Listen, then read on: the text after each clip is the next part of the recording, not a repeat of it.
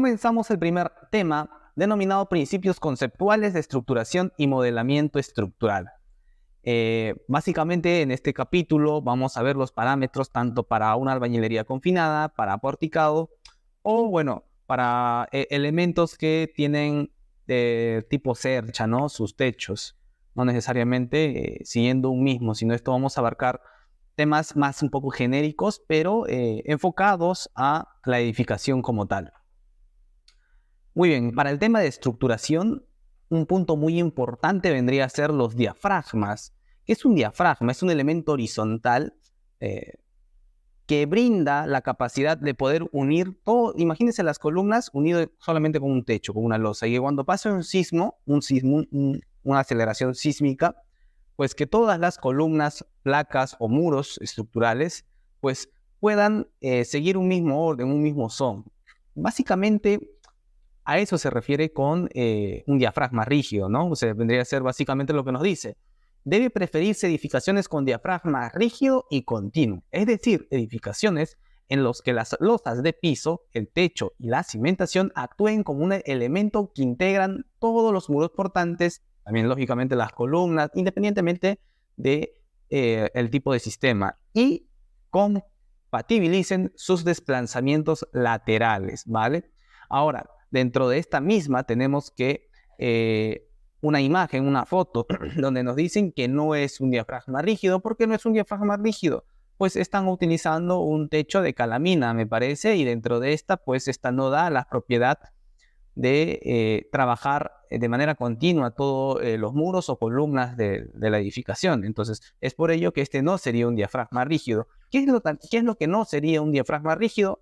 Los techos tipo cercha o de calamina, como se ve acá, ya que estos solamente otorgan sombra, más no otorgan que los elementos verticales, llámese columnas, muros de tabiquería o muros estructurales, no aporten, pues, ¿no? Rigidez. Bueno, no es que no aporten rigidez, sino es que no trabajen en un mismo sentido, en un mismo periodo, por así decirlo. Muy bien. Y ahora, otros conceptos que tenemos que tener también en cuenta en el punto número 2 tendría lo siguiente. Podría considerarse que el diafragma es rígido. ¿Cuándo considerar que el diafragma es rígido? Cuando el largo de la edificación sea menor a 4 veces el ancho de la misma. ¿Qué quiere decir? Que si mi ancho de mi edificación sea 4, el largo no puede ser mayor a 4 veces el ancho. Entonces, 4 por 4 es 16, no debe superar los 16 metros. ¿Qué pasa cuando hay estos problemas referentes a diafragmas rígidos? Y supongamos que es una edificación de categoría A. Más adelante vamos a ver que es categoría A, B, C, pero ya les digo, es la... ¿Cómo se le puede decir? El factor o el uso que se le va a dar a dicha edificación, si es un hospital, un colegio, un banco, un restaurante de varios niveles. Entonces, es el factor de uso de la edificación. Y en base a eso hay tablitas en la norma E03.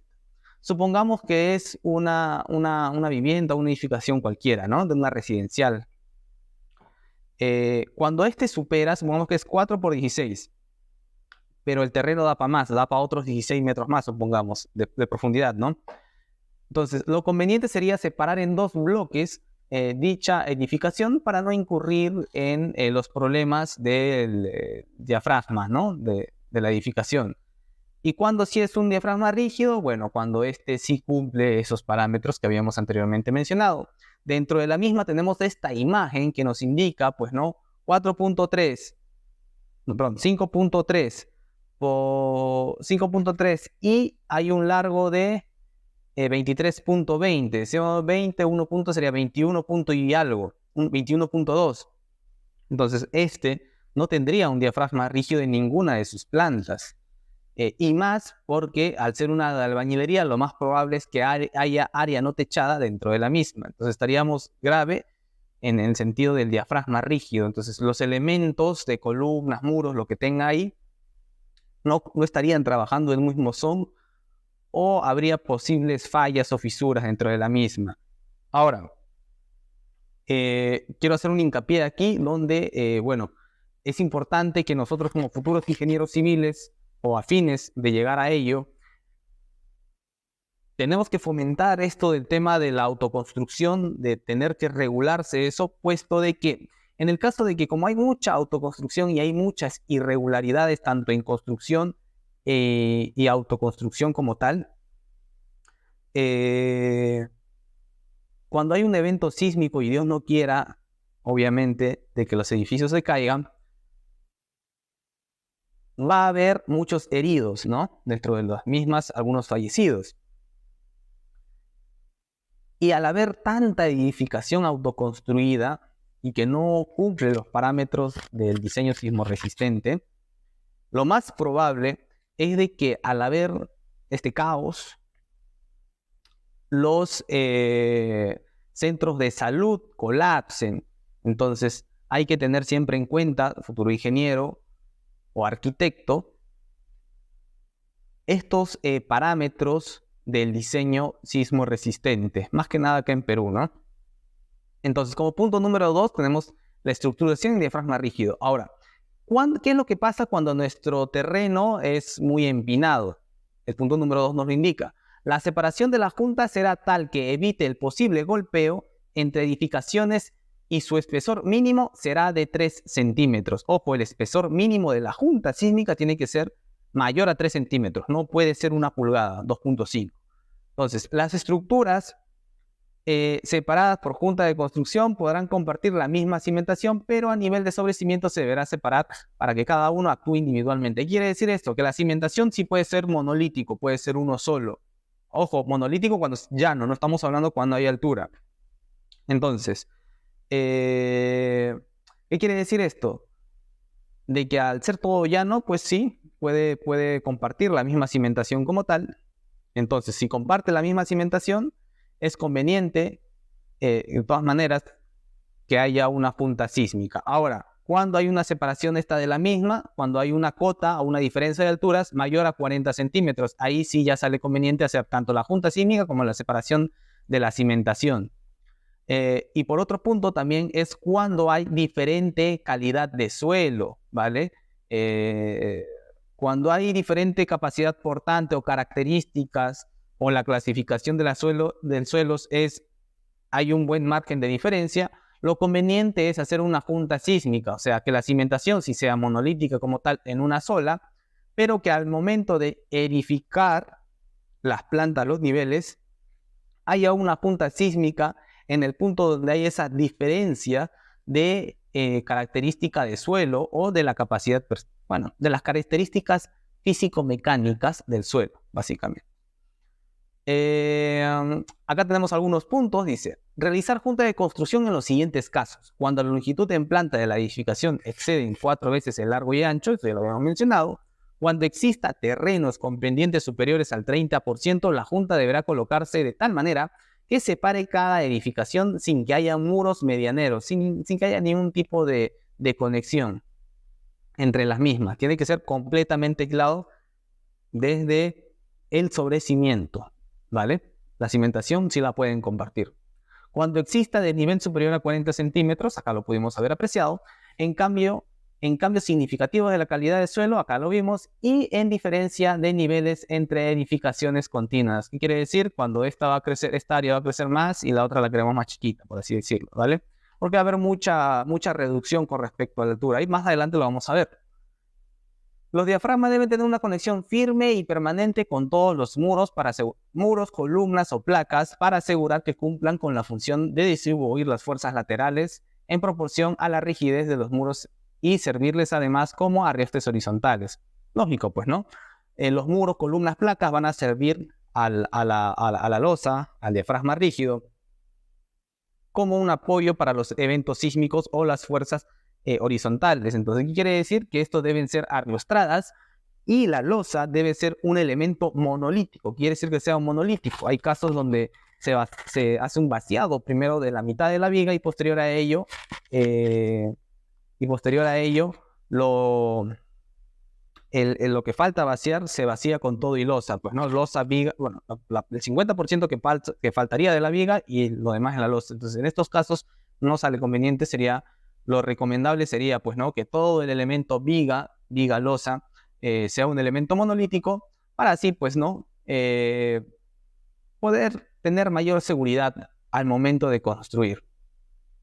Entonces, con respecto al número 4, con el punto 4, los diafragmas deben distribuir las cargas de gravedad sobre todos los muros que componen la edificación, con los objetivos principales de incrementar su ductibilidad y resistencia al corte. En consecuencia, es recomendable el uso de losas macizas o aligeradas armadas en dos direcciones. Es posible que el uso de losas unidireccionales, siempre y cuando los esfuerzos axiales en los muros no excedan al valor indicado del artículo 19.1. Punto B, ¿no? Entonces quiere decir, este tipo de losas armadas en dos direcciones, tradicionalmente o por lo general, cumplen edificaciones aporticadas o dual, ¿vale? ¿Por qué? Porque obviamente las cargas se las llevan las columnas, ¿no? Y hay un mayor número de cantidad de columnas. Y en cambio, en albañilería como tal, las cargas se los llevan los muros y las columnas son un poco menos, por así decirlo, esbeltas. Entonces, en ese sentido, las losas aligeradas unidireccionales, las cargas tienen que irse directamente a los muros y obviamente ahí va a depender de la cantidad de niveles para ver el espesor de los muros, ¿no? Si va a ser un asentado de soga o de cabeza. Entonces, en ese sentido, tener estas consideraciones en cuenta, independientemente del tipo de edificación, bueno, el tipo de, ¿cómo se le puede decir? De diseño, no me acuerdo bien ahorita el nombre, vendría a ser del tipo, si va a ser albañilería confinada, si va a ser aporticado, o si va a ser de muros estructurales o dual, ¿vale? Debería ser placa y columna. Ahora, con respecto al punto 5, bueno, esto más habla referente al prefabricado, sigue el mismo criterio, que sea un elemento monolítico. Nos dicen que los diafragmas formados por elementos prefabricados deben tener conexiones que permitan formar de manera permanente un sistema rígido y que cumpla las funciones indicadas en el artículo 14, 14.1 y 14.2. Lo mismo, básicamente, que tiene que ser un elemento monolítico y tienen que, obviamente, estar unidas, pues, ¿no? Con varillas de acero, bueno, tiene que haber una unión, así como la unión viga-columna, una unión única. Punto 6, que sería la cimentación, debe constituir el primer diafragma rígido en la base de los muros, para lo cual se deberá diseñar de acuerdo a las propiedades mecánicas del suelo de cimentación.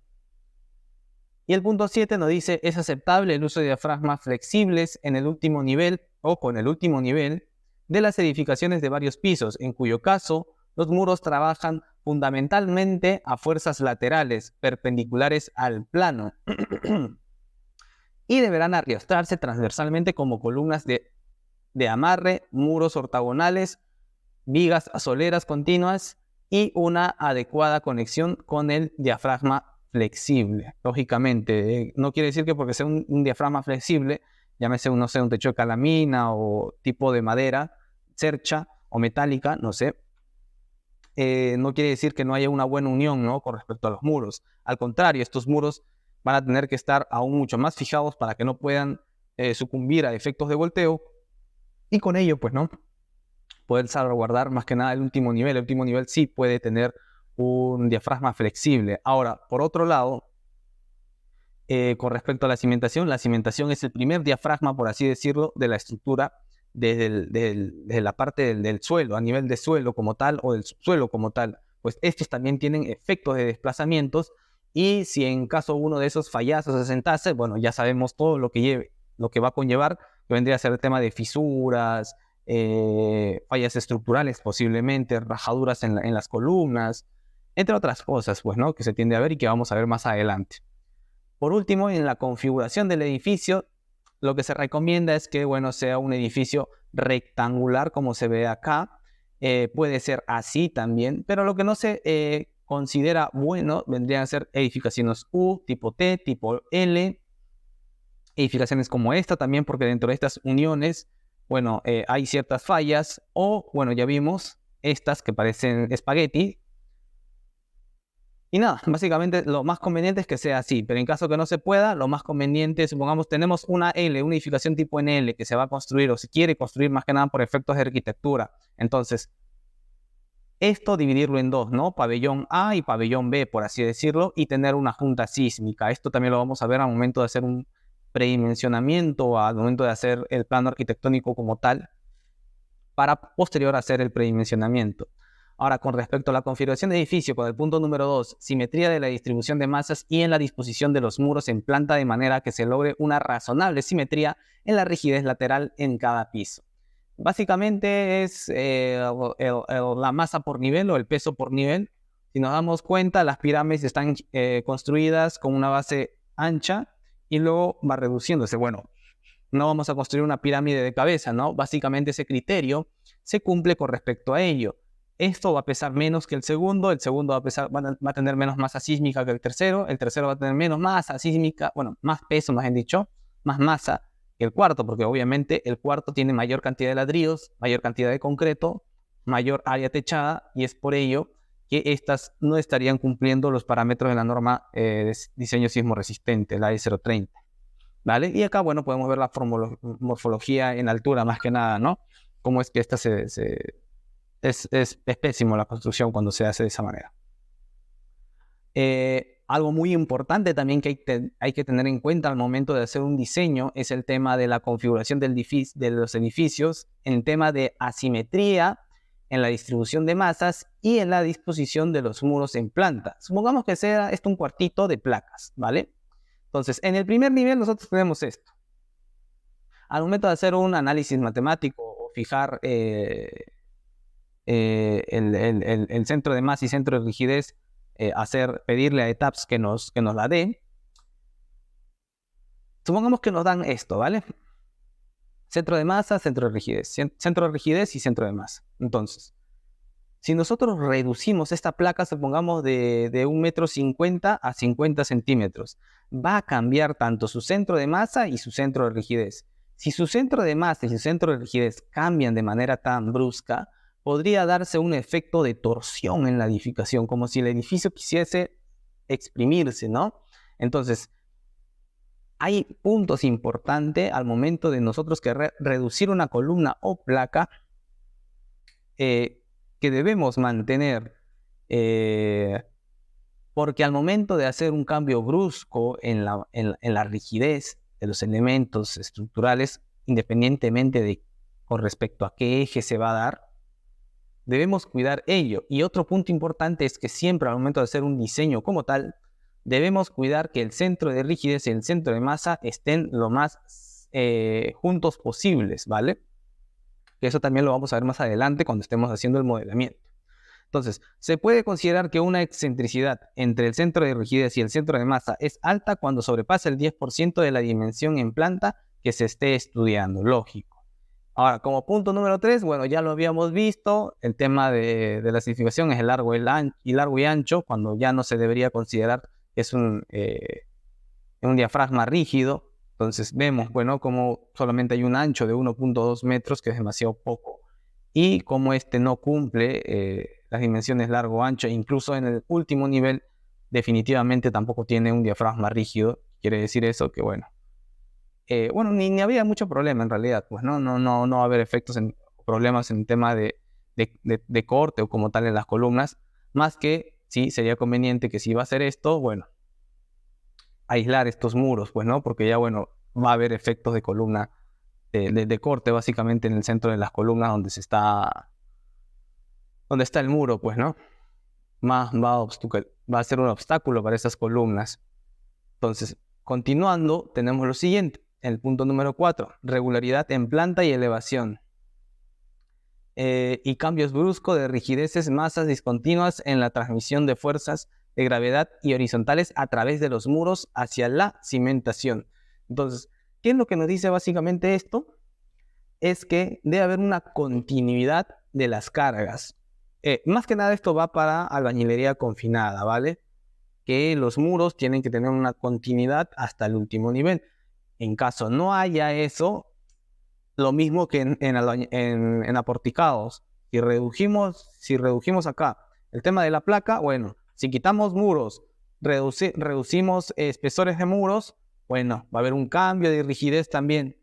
Va a haber un cambio del centro de rigidez y del centro de masa. Entonces, al ver un cambio, el traslado de las fuerzas como tal no se va a dar de forma correcta. Y al hacer eso, bueno, podríamos tener problemas. Lo mismo, el problema que se da típicamente es cuando hay también las escaleras. Hay un punto de rigidez muy amplio, ya que sería como una viga en diagonal. Y el tema de los ascensores, al colocar demasiada placa, ¿no?, para la caja del ascensor, también ejerce una rigidez muy grande. Por lo tanto, eso tenemos que no contrarrestar, pero evitar que haya el efecto de torsión más que nada, ¿no? Por otro lado, dice, generalmente el centro de masa de cada nivel coincide con el centroide del área en planta. Sin embargo, cuando existe una concentración de muros hacia un lado de la planta del centro de masa, el centro de masa se desplaza. Lógico, pues, ¿no? Lo que deberá contemplarse en el análisis estructural, incluso la masa del tanque de agua elevado, que está acá, podría causar el desplazamiento del centro de masa hacia esa zona, causando torsión, repercute en todos los pisos. Bueno, una torsión que repercute en todos los pisos. Y es lógico, pues no es como un péndulo gigante que está arriba, que va a jugar con toda la masa de la edificación, porque si bien es cierto hay masa por nivel, pero hay una masa general de toda la edificación como tal. Con respecto al punto número 5, bueno, esto va ya más a la albañilería confinada, la densidad de muros similares en dos direcciones principales de la edificación cuando en cualquiera de las direcciones no exista el área suficiente de muros para satisfacer los requisitos del artículo 19 y 19.2b. Se deberá suplir la deficiencia mediante pórticos, muros de concreto armado o la combinación de ambas. Bueno, cuando es albañilería confinada y los muros no están dando como tal, podríamos dar una manita. Digamos que hay mucho muro, digamos que mi edificación es más larga que ancha. Entonces, para poder yo cumplir con el tema de la rigidez, yo podría utilizar las placas o unas columnas. Lógicamente que tendríamos que quitar o aislar los muros de esas columnas esbeltas o de esas placas, ya que sabemos cuando es placa-muro tiende a haber diferencia de rigidez y obviamente los muros terminan rajándose, ¿no? Y no, bueno, habiendo complicaciones luego a futuro con los acabados más que nada. Configuración del edificio, tenemos el punto número 6, que sería las vigas dinteles, preferentemente peraltadas hasta 60 centímetros para el caso de edificaciones se encuentren estructurando por muros confinados y con un peralte igual al espesor de la losa del mismo para el caso de edificios estructurados por muros armados. En este caso, bueno, el mínimo para albañilería viene a ser 60. Y para otro tipo de sistema, bueno, el mismo espesor del techo. Bueno, básicamente acá nos hablan del espesor. Dice, conforme se incrementa el peralte de la viga dintel, las fuerzas internas que se desarrollan en ella también se incrementan, lógico. Estas fuerzas internas actúan sobre los muros en ese sentido contrario y tratan de contrarrestar los efectos de la carga sísmica, reduciéndose el momento flector en la base de los muros, lo que trae por consecuencia un incremento de rigidez lateral, vale, como si fuese una especie de placa. Un incremento de la resistencia al corte. Vale, es como una especie de placa, ¿no? Solo que en altura. Ahora, con respecto al punto número 7, es importante que a pesar de que supongamos que estamos haciendo un sistema de aporticado, los parapetos estén confinados también por sus 4 lados. Con respecto al número 7, también es importante, a pesar de que sea una edificación ¿cómo se llama? De aporticado, los parapetos como tal deben ser confinados en sus 4 lados. ¿Para qué? Para que no, bueno, arriostrados se le dice, ¿no? Pero confinados también es una buena palabra. ¿Para qué? Para que no haya estos efectos de volteo. No quiera Dios que, digamos, en los últimos niveles he visto de que dejan siempre los parapetos sin tarrajear, bueno, sin los acabados, y lo deja sin su viga de confinamiento. Entonces, puede pasar que venga un evento sísmico y de que esos muros, que por lo general ni siquiera son ladrillos alveolares, puedan desprenderse de la misma y, bueno, ya si hacemos un cálculo de cuánta fuerza, que un solo ladrillo caiga desde un cuarto piso hacia la cabeza o cuerpo de alguien, pues crea lesiones graves. En ese sentido, es recomendable que sea siempre confinado en todos sus lados cuando se trata de parapetos, ¿no? Independientemente de la altura. Siempre el muro, cualquier muro, sea estructural o no, tiene que ser confinado en todos sus lados. Muy bien, básicamente esto nos dice lo mismo. Ahora, con respecto a otras configuraciones, y ya casi tocando el final, si el edificio no cumple con lo estipulado en el artículo 15, se deberá contemplar lo siguiente. Las edificaciones sin diafragmas rígidos horizontales deben limitarse a un piso. Asimismo, es aceptable obviar el diafragma en el último nivel de las edificaciones de varios pisos. Para ambos casos, los muros trabajarán fundamentalmente a fuerzas laterales. Lógico, porque ya no va a haber carga, pues, ¿no? Perpendiculares al plano.